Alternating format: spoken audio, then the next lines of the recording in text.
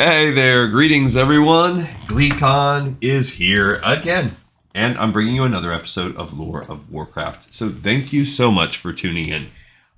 We often on this show jump back and forth between the reading of the material in the different media, whether that's mangas or magazines or often novels and sometimes even like strategy guides and side books, and playing the actual game itself. And I'm going to try to keep that alternating focus going for some time, although it's not how the show began. It was something that I picked up once I realized the scope of some of the playing that we're going to do.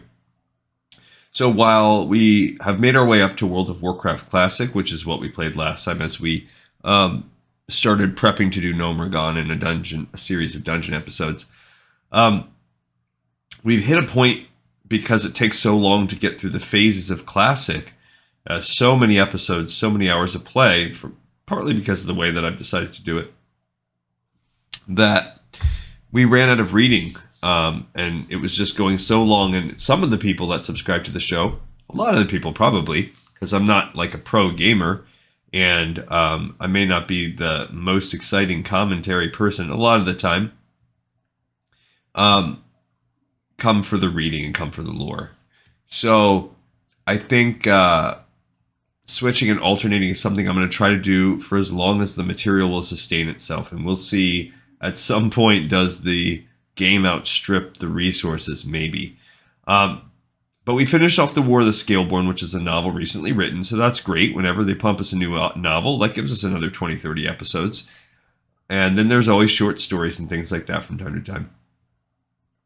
But we are embarking on the last real lengthy set of books that are outside of the canon.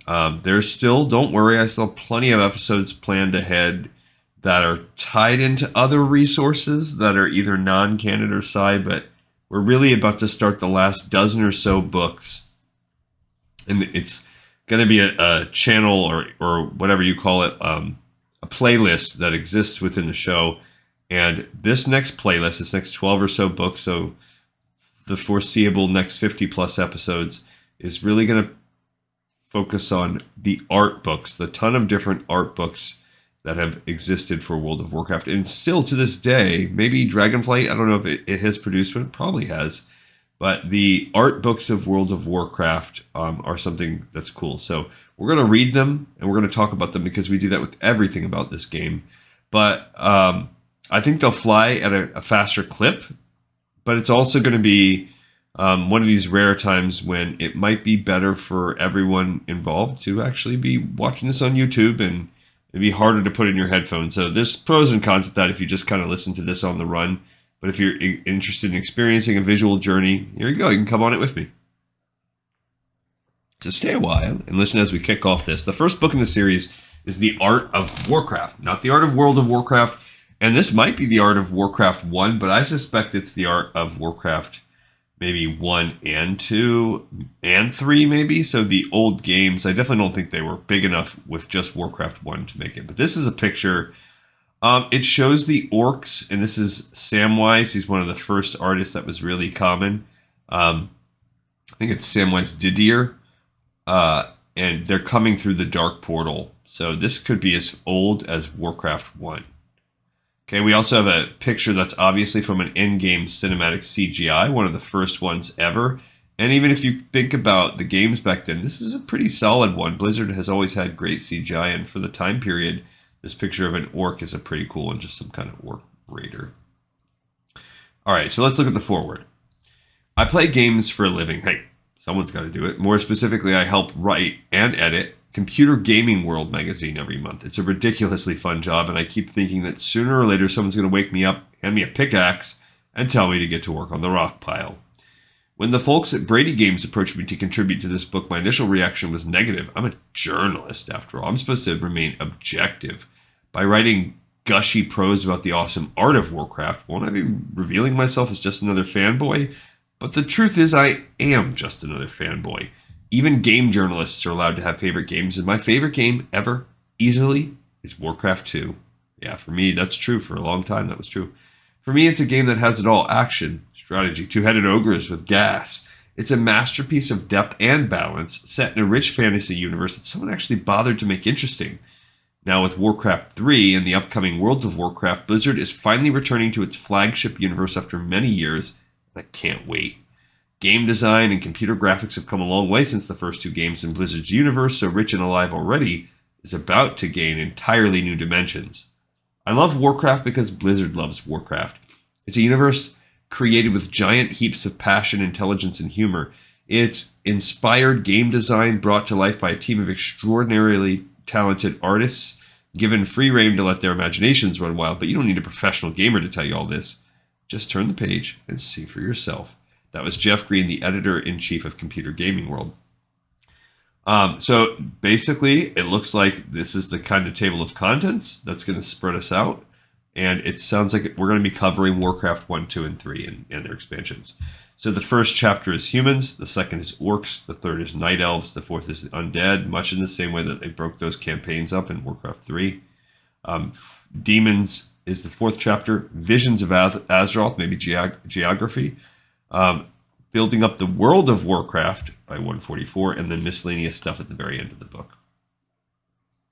Here we have a neat picture, probably maybe leading up to the art from Warcraft 3, my guess would be, because you're seeing a lightning bolt striking a hand, and you see these druids of the bear, kind of, and Illidan slashing his way through some of the Forsaken in the background, and you have like a warlock back there. So pretty cool artwork.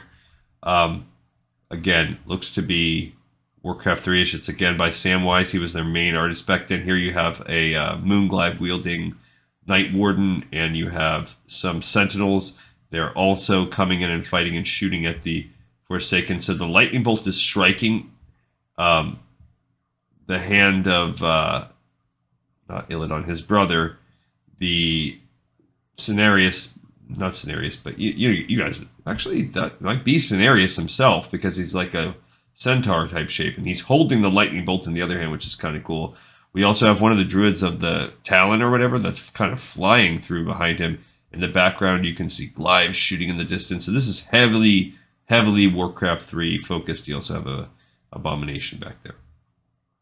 Here you have another artistic picture, which is cool. It's the orcs charging with what's the Orog guy's name that is like a Rexar type of dude with him.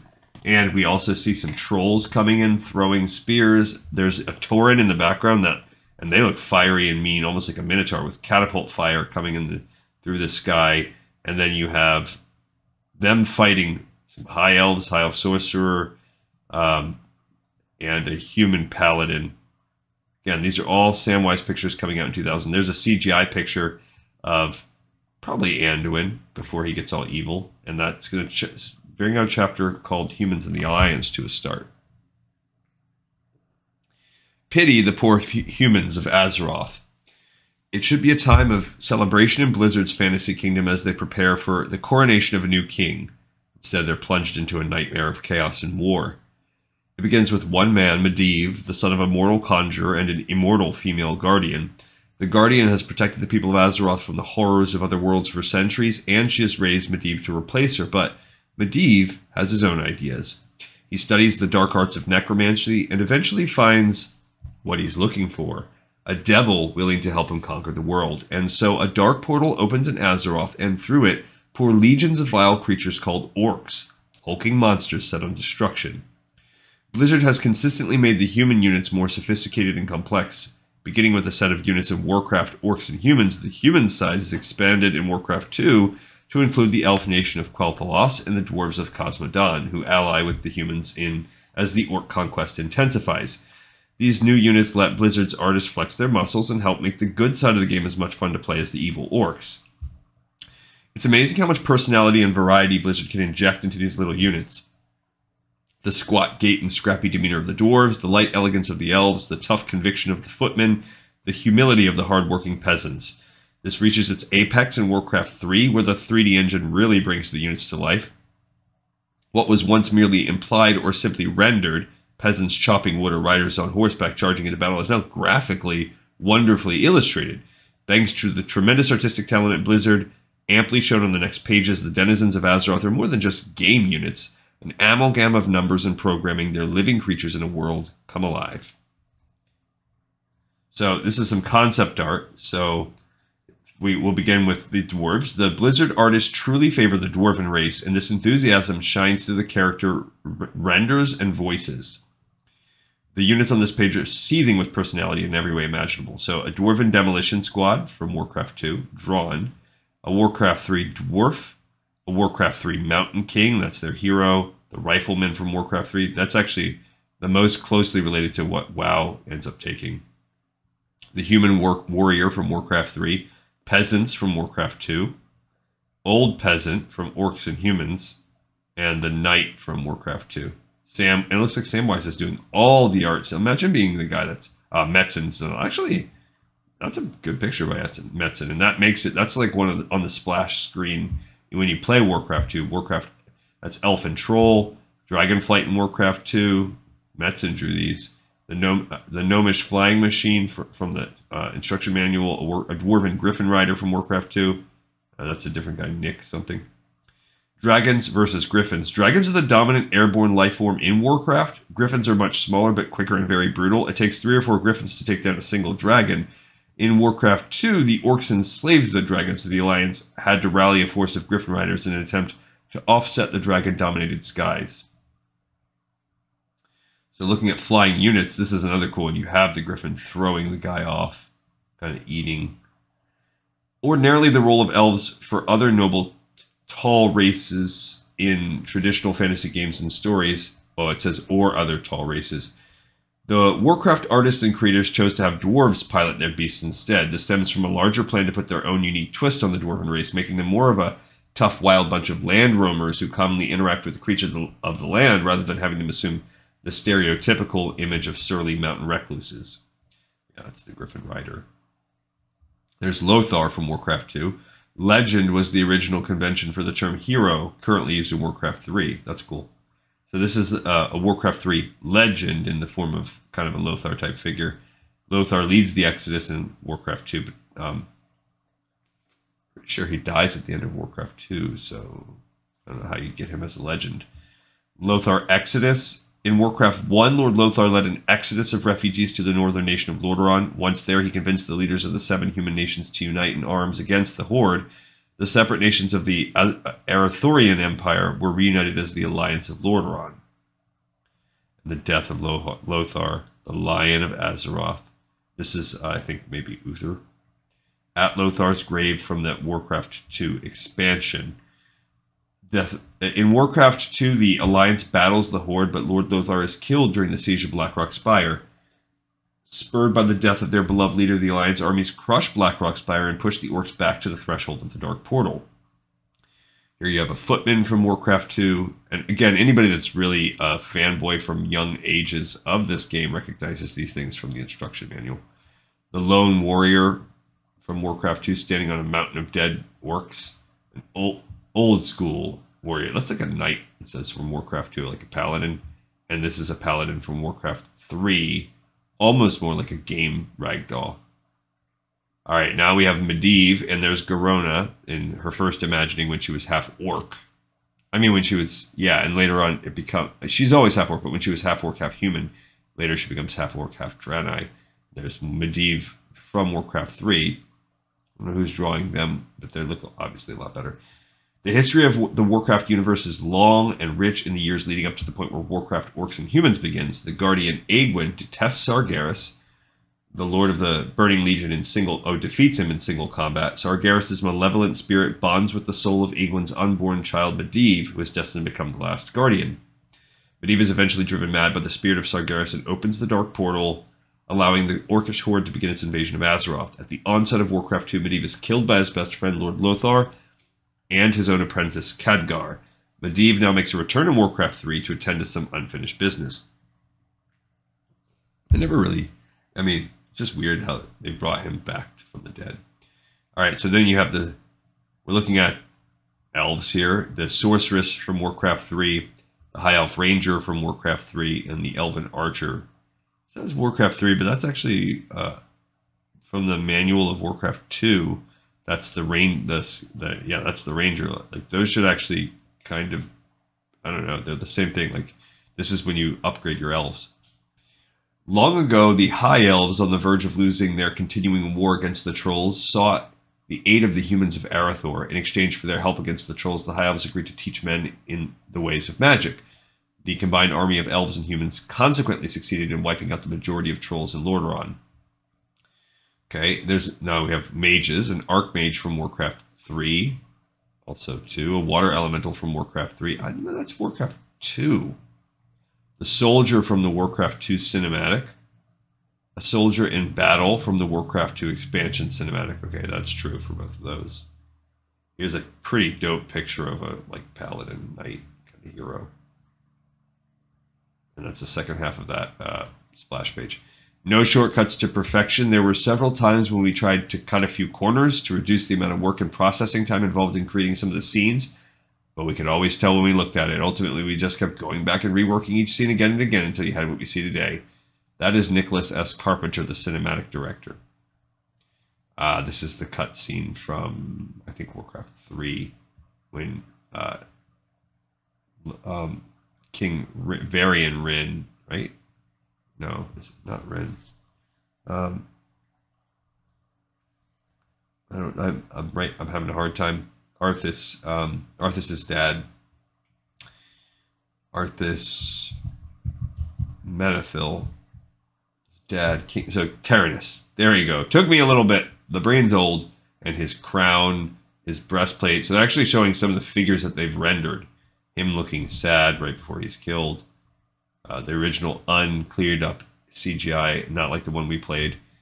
Act 2, Medivh's warning. In this scene, Medivh transforms into Taranis, inside Taranis' throne room to warn the humans of impending danger.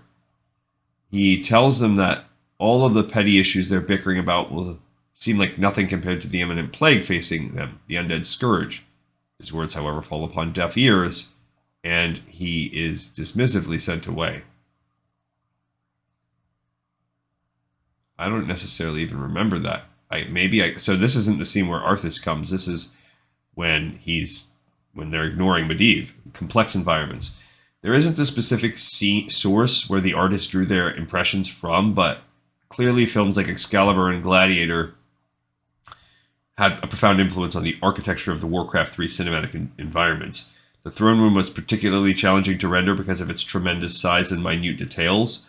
Blizzard had originally attempted to incorporate textures, but the tools they were using did not allow them to achieve the level of realism they were striving for. Consequently, they decided to model every single brick, which clogged up their render farm, but definitely resulted in some breathtaking detail. Yeah, wow. That's crazy.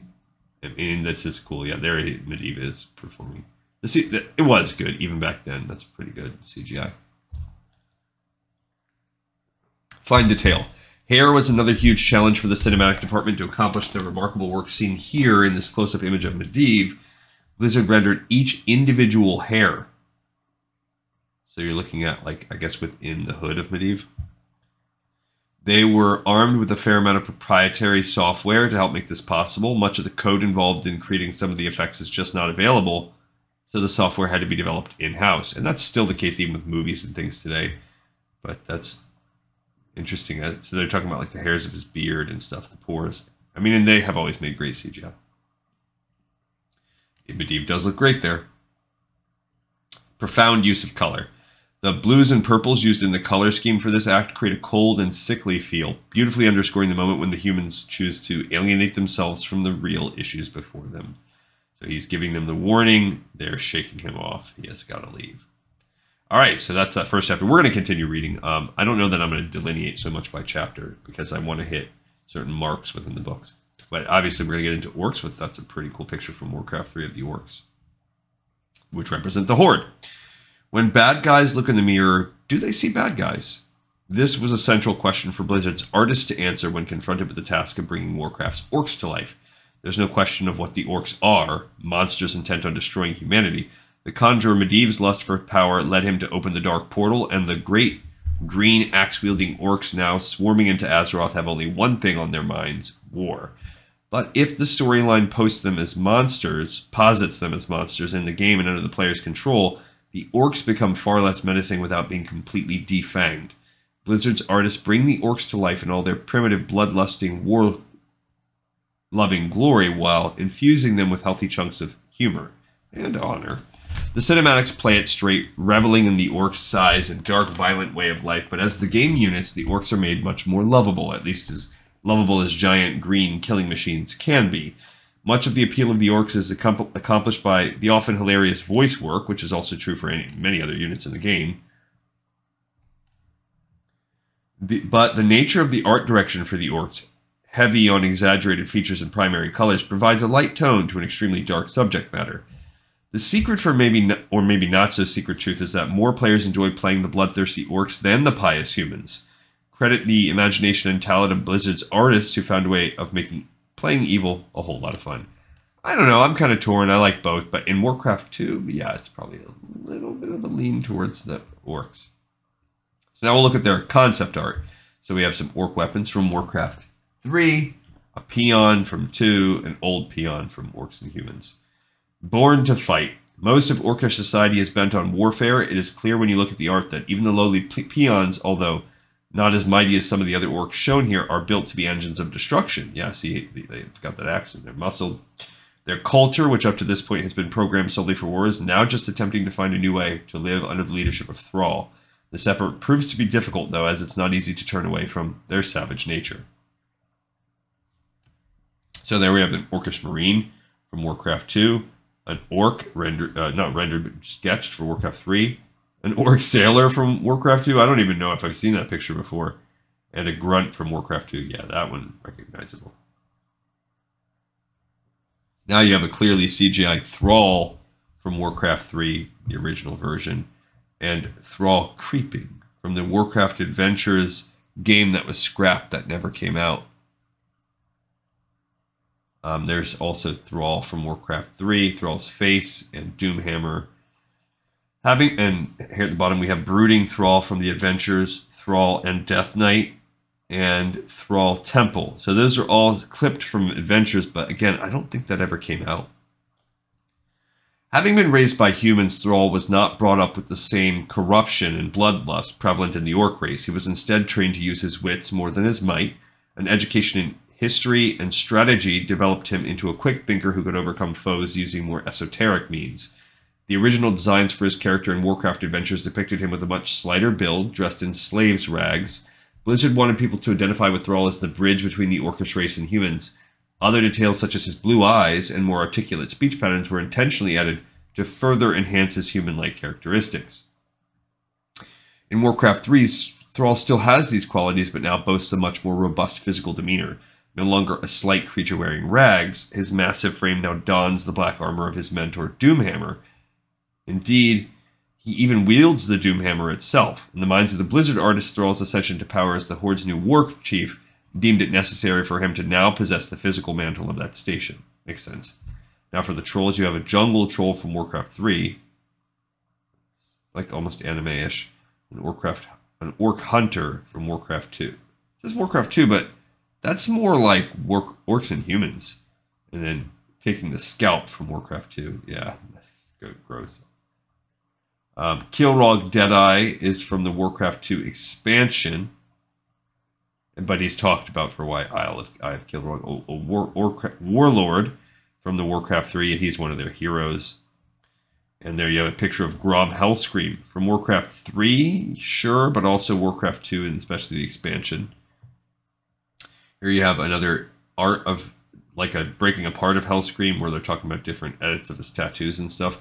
And Hellscream from the Warcraft 2 expansion, there you go. So there's where he appears there. And Death of Hellscream, where Thrall is holding him.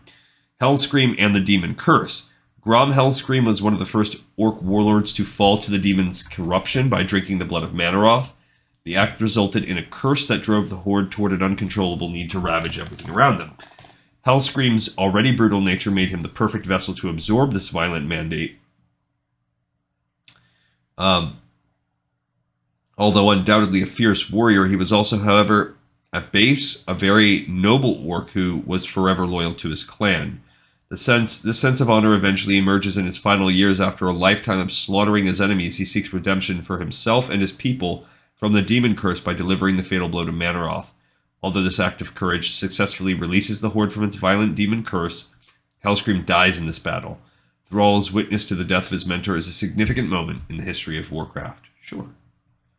You have a Farseer from Warcraft 3. I don't even remember that. Except, I guess, it's more like World of Warcraft. Tauren Chieftain from Warcraft 3, sure. Oh, Farseer is that? I don't even know what that is. It says, in Warcraft 3, Thrall's goal is to reestablish shamanism as the Orcs' core religion, casting away the demon-corrupt warlock thinking that had previously driven their race. To accomplish this, he calls upon an ancient Orc shaman elders to come out of hiding and return to the fold. Their wisdom and experience is essential to lead the Horde into this new era. Farseers are the most experienced shamans. They not only possess the highest levels of intelligence, but also further supplement their great leadership skills with their clairvoyance. This ability enables them to witness future events and even view distant worlds. The Farseers serve as Thrall's cabinet, able to not only guide the Horde with wisdom, but also serve in a valuable strategic capacity by anticipating enemy movements. I can't remember. There's also that old guy that comes along from the, maybe it's not a Blood and Honor, but what's the other book that was the other early book that describes the story of the, I think it was a Christie Golden book of how they came over and sets up Warcraft 1. Oh, what was that one called?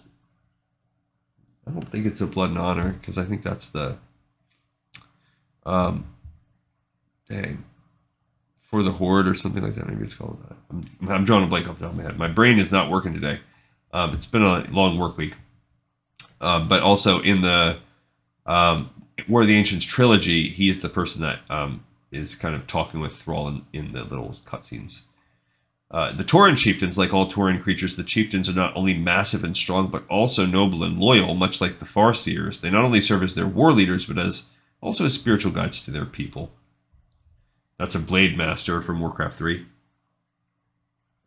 Couple pictures of them. They're cool. They're like a heroic thing. Here's more Tauren. You have a Kodo face from Warcraft 3, but also just a Kodo from Warcraft 3. And a Wyvern, which was introduced in Warcraft 3 as the flying unit. The creatures of the Kalimdor Barrens. The desolate Barrens region of central Kalimdor is home to many creatures, including Kodos and Wyvern. The Kodos are herd animals of a reptilian and bison mix that graze across the lands. This massive creature has no predators other than the occasional Tauren hunt. This, however, is a rare and sacred event, as the Tauren regulate the Kodo numbers in a very organic way. Although not aggressive by nature, Kodos can be trained for battle. In Warcraft 3, the Orcs charged these beasts with carrying the battle drums. In traditional fantasy material, Wyvern are typically seen as the cousins to dragons with a scorpion's tail and reptile features. Blizzard sought to put their own spin on this creature by giving it more mammal qualities. The incorporation of lion characteristics to the Warcraft 3 Wyverns underscores their noble and proud nature. These are not simply horrible monsters bent on evil, but rather sentient beings who not only help defend the Orcs, but also complement their desire to seek a higher path throughout the scope of the conflict. Although note that they do still have the scorpion tail. I don't know if you ever see them use it. All right, here's a totem from Warcraft 3. And a General Tauren, introduced in Warcraft 3. Tauren, these ordinarily benevolent creatures can quickly turn from gentle giants into ferocious beasts when challenged. The Orcs originally encountered the Tauren in the Barrens of their native land, Kalimdor. An interesting symbiotic relationship now exists between the two races. The Tauren essentially represent what the Orcs used to be before the corruption of the demon curse. By aligning themselves with the Tauren, the Orcs enjoy the benefit of receiving guidance from its noble and honorable race. The Tauren are interested in restoring order to the Chaos Tauren Horde, but also gain the strength of the Orcs as protection against their own numerous enemies. And again, probably my favorite race to play for the Horde is the Tauren. There you have a Storm Shaman from Warcraft 3. I don't even remember Storm Shaman that much, but that's cool. A Witch Doctor from Warcraft 3. Orc Shamans and Elemental Magic. Orc Shamans commune with the spirits of the elements. These forces are truly chaotic, but the Shamans have the ability to calm them and focus their elemental powers in directed ways, usually against their enemies, channeling lightning, causing earthquakes, and even summoning primordial fires from the ground. It's important to note that this is all done in a very organic way that involves appeasing the spirits rather than commanding them, thereby clearly distinguishing it from demonic magic. Troll magic, in stark contrast, the trolls have a much less pure approach to magical usage. Their religion is a mix of voodoo, dark spiritualism, and blood magic. Although it is not specifically a demonic or warlock power, it definitely taps its resources from the darker end of the spectrum. Thrall is understandably uneasy with the trolls' impure leanings, but is essentially obliged to tolerate it in the interest of maintaining the forces necessary to achieve his greater goals. And really, that's kind of the beginning of the slippery slope to inviting the Forsaken and so on and so forth in. There's a troll, Shadowhunter from Warcraft 3, which is one of the weirdest classes. It's like a weird hybrid of shaman, rogue, like it's odd. Ner'zhul. Oh, it says from Warcraft 2X. That must be a typo. Ner'zhul, it's important for those true to the Warcraft storyline to know that the orc sitting on this throne, Ner'zhul, is the one who becomes the undead Lich King.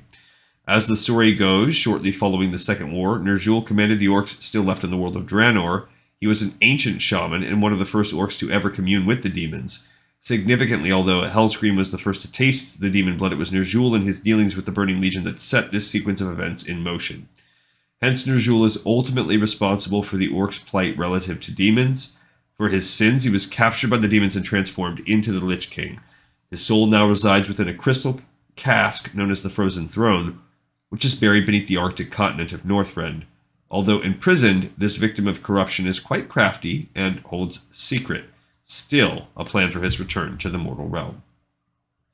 There's Doomhammer from Warcraft 3, Orc Rockers from Warcraft 3 cut, like, I don't know, maybe cutscene. Yeah, I think it's funny that they call them rockers, but they are making. I never ever thought of them as rockers, but now I'll never be able to not see them as rocking out with their little wow. And there's a big orc from Warcraft 3, Hellscream from the Adventures, and there you have various pictures of it, and a troll from Warcraft Adventures. It looks cool, but yeah, it was never released. I wonder if they'll talk about it some here. Temple of the Damned from Warcraft Adventures, which that's from Warcraft 2 also, the camp. There's Gazlowe in Warcraft Adventures. I wonder if that's where he was originated. Nazgul from Warcraft Adventures. Thrall, Zul'jin. Warcraft Adventures is known to many as the best adventure game that was never published. The game told the story of Thrall, the young orc who was raised by humans, and his quest to find the destiny of his people. The art looks so different in this game because it came from so many different sources outside of Blizzard. Ultimately, the game was never published because it did not meet Blizzard's high quality of standards. The storyline, however, was too important to disregard, fortunately, and this tale finally found a home in the 2001 publication of the Warcraft novel, published by Pocket Books and written by Christie Golden, Warcraft Lord of the Clans. That's not what I was trying to... Lord of the Clans is not the book I was thinking of, either. There's another one. Okay, cool. So that is a... Oh, there's a CGI where it's like, I don't know, I guess that's an orc? Yeah, it's an orc, but like freakishly big. It's tough with the big two-page splashes. And here we have a Kodo cutscene as they rush across in like a big battle. This epic battle scene, like all the Warcraft 3 cinematics, began as an animatic or moving storyboard. Here you have it zoomed out here. It's a slideshow of sorts that can be animated even with stick figures to simply illustrate how the scene will play out. It is especially critical that the cinematic artist makes sure that there are no mistakes. The shots must work together perfectly. Cutting just a single frame has serious consequences involving a tremendous amount of time and resources. Each shot receives the undivided attention of an entire team of people for 6 months, and that doesn't even include the lighting, animating, and rendering of these scenes. That's cool. And here we have some more. We have... I don't know who that is. I guess that looks kind of like a Tauren encountering an orc. But there's some evil-looking orcs. It's kind of neat. It's definitely... It's like side-by-side a shot of a battle and a cinematic. Maybe that's Thrall taking someone down. And there we go. And that's a stopping point for us. We'd enter a new chapter, but I think we're good on time. I like how you can even see the sweat beading on them. This is from Warcraft 3. We're going to talk about the Night Elves because there were 4 factions in Warcraft 3. So we'll talk about the Night Elves next time. My vision is that we spend 4 episodes on each of these books. And like I said, there's around a dozen or so books. So that will take us neatly through the rest of this dungeon arc. So I've storyboarded out the next 6... Not storyboarded, but I've plotted out the next 6 weeks of episodes. And those will comprise the dungeons that we're running. And in between them, we'll be doing these art books. So... if you hate dungeons and you hate art books, I'll see you in 6 weeks. But yeah, otherwise, I'm looking forward to it personally. I think it's going to be cool. Now, it's a lot of work. I got to say, the dungeons are a massive amount of work, and it's probably my single greatest regret about making 9 characters. But all right, everyone, I got another episode in the pipe, 5x5, and I will see you all next time on Lore of Warcraft.